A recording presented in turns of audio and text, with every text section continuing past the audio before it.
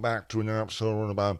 I'm your host, Zach Moore. We're here to talk about more NASCAR news and content, so let's roll. First thing, the National Motorsports Appeals Panel has upheld Austin Dillon's penalty given by NASCAR for the incident on August 11th at Richmond Raceway where he hooked and wrecked Joey Logano and then right hooked Denny Hamlin in the wall and won the race. He got his playoff eligibility taken away and an additional 25 points, but kept the win, but lost the ability to be locked into the playoffs. They appealed the penalty and it has been upheld. But guess what? Richard Childress Racing is disappointed in the results of today's hearing in front of the National Motorsports Appeals Panel. We respect the NASCAR appeals process, but we do not believe that today's outcome reflects the facts presented. We plan to appeal the decision to the final appeals officer. So RCR still believes that they can win this appeal. Now RCR still did win something. Austin Dillon's full-time spotter, Brandon Benske, was suspended for 3 races. That suspension was taken down to only 1 race, and it was due for the audio at the end of that race for the stuff he was saying to Austin Dillon, pretty much telling Austin to wreck him for the win. Well, that's been lifted to 1 race. 1 race was this past weekend at Michigan, so he'll be back as the spotter for Austin Dillon. Brett Griffin filled in for Austin Dillon.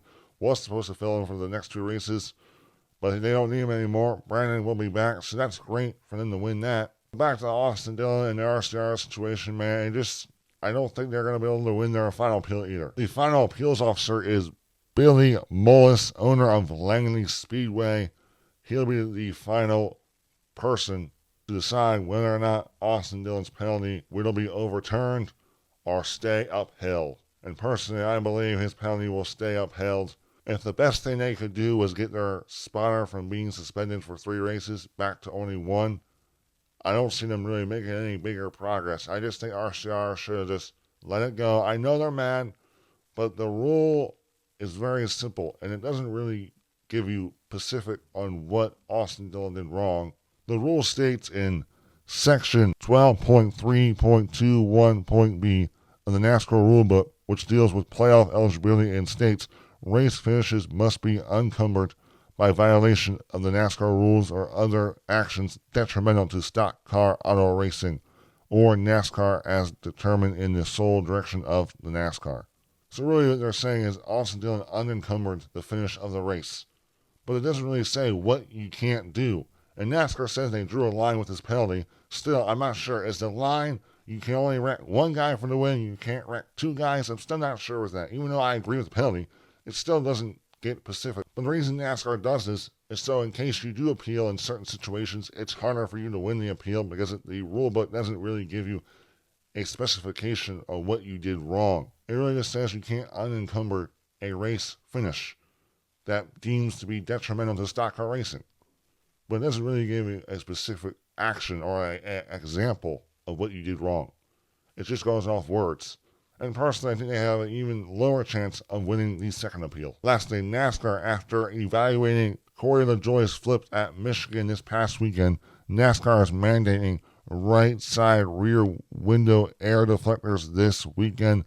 This component increases liftoff speed of the car in early part of the spin. NASCAR says parts have been wind tunnel tested and quantified. Will be just like one on left side. Now, just as for this weekend, I don't know if they're going to be adding this for all racetracks. I assume maybe the big racetracks. I'm not exactly sure. But I think at Bozy on X does a great explanation of what this piece does.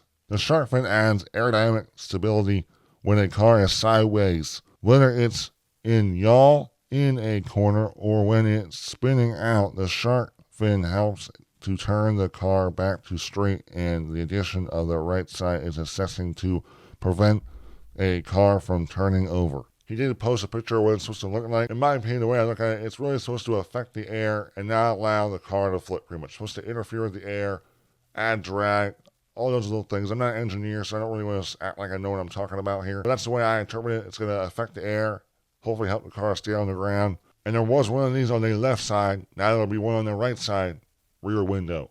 I'll be interested to see if it affects the handling of these race cars, especially now that added piece, the way the air flows over the car, a lot of that stuff. I'll be interested to see if the cars are now maybe harder to handle in the draft. or maybe the teams will just be able to adjust for it and not make it that big of a factor. But this flip by Corey LaJoie was a big deal. It was crazy how fast it was. Kenny Wallace posted something very interesting to me that I feel like has to be another reason why this car is flipping so quickly. The reason the car flips nowadays is the turtle shell bottom. The sealed up solid surface gives no room for air to escape maximum lift. The roof flaps worked better on the old car because the bottom was a messy surface with air to bleed through. This explanation was really made a lot of sense to me. The bottom is sealed off.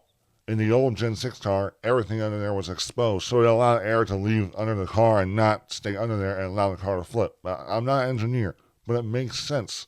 And also, I think the reason that the bottom of the car in the next gen car is sealed off is because there's a diffuser. And that diffuser bleeds air and allows air to run through that, and it also generates downforce. So the reason this car got up so quickly may have to do more with the underbody than what's on top of the car with the roof flaps, because the roof flaps didn't help. And also, who knows if this air deflector will help either. NASCAR says this thing's been wind tunnel tested, but I don't think it's been crash tunnel tested.